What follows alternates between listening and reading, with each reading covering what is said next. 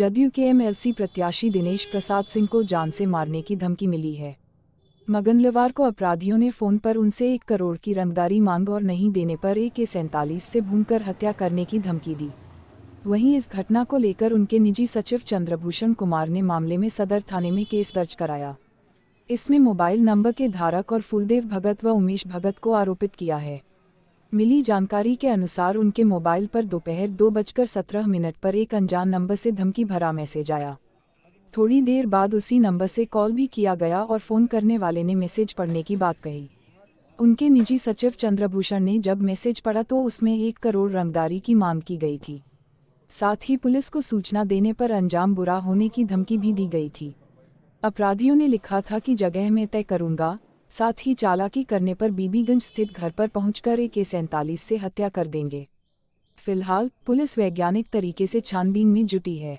Mobile number का CDR निकालने के लिए SSP जयंतकांत ने आदेश दिया है। इसके लिए सर्विलांस सेल को लगाया गया है।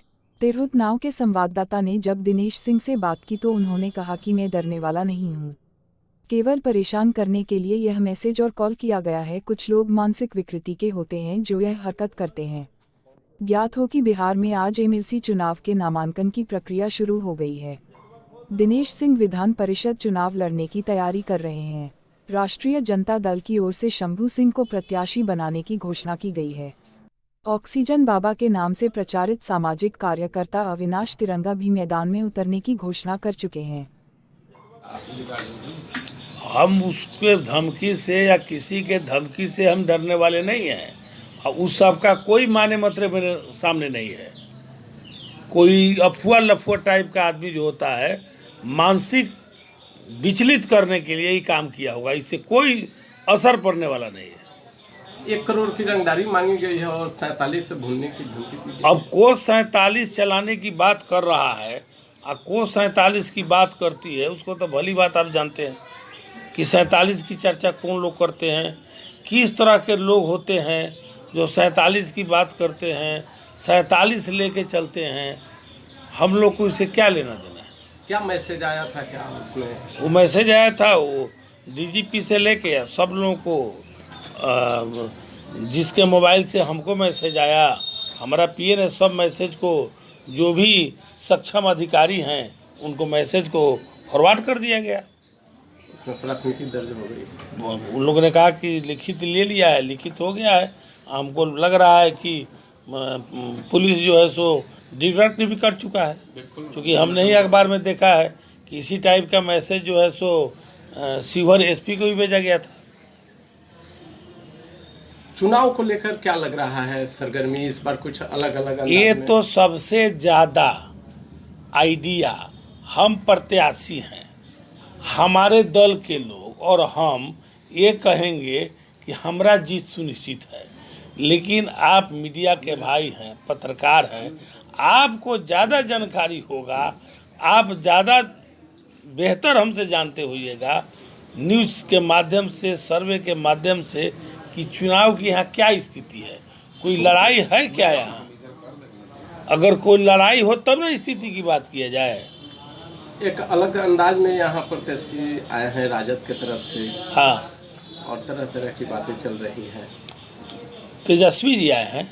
नहीं, राजद की तरफ से एक अलग अंदाज में प्रत्याशी आए हैं। भाई किस अंदाज के प्रत्याशी हैं और किस टाइप के प्रत्याशी हैं, उनको त्रिस्तरीय पंचायती राज क्या है, इसका क्या कार्य है, क्या कर्तव्य है, क्या अधिकार है, ये पद क्यों बनाया गया, कि किनकी सेवा के लिए है, किनके काम के लिए है, उनको इसकी कोई ज्ञान जानकारी है? बोलिए। अब उस प्रत्याशी के बारे में हम चर्चा नहीं कर सकते हैं ना, ये आप बखूबी चर्चा कर सकते हैं, पत्रकार हैं, आपको ज़्यादा जानकारी होगा, आप ज़्यादा बेहतर हमसे जानते होइएगा न्यूज़ के माध्यम से, सर्वे के माध्यम से, कि चुनाव की यहाँ क्या स्थिति है, कोई लड़ाई है क्या यहाँ। अगर कोई लड़ाई हो तब ना स्थिति की बात किया जाए। एक अलग अंदाज में यहाँ प्रत्याशी आए हैं राजद की तरफ से। हाँ, और तरह तरह की बातें चल रही हैं। तेजस्वी जी आए हैं? नहीं, राजद की तरफ से एक अलग अंदाज में प्रत्याशी आए हैं। भाई किस अंदाज के प्रत्याशी हैं और किस टाइप के प्रत्याशी हैं, उनको त्रिस्तरीय पंचायती राज क्या है, इसका क्या कार्य है, क्या कर्तव्य है, क्या अधिकार है, ये पद क्यों बनाया गया, ये किनकी सेवा के लिए है, किनके काम के लिए है, उनको इसकी कोई ज्ञान जानकारी है? बोलिए। अब उस प्रत्याशी के बारे में हम चर्चा नहीं कर सकते हैं ना, ये आप खूबी चर्चा कर सकते हैं कि जो प्रत्याशी को मेरे खिलाफ उतारा गया है वो प्रत्याशी किस टाइप के हैं।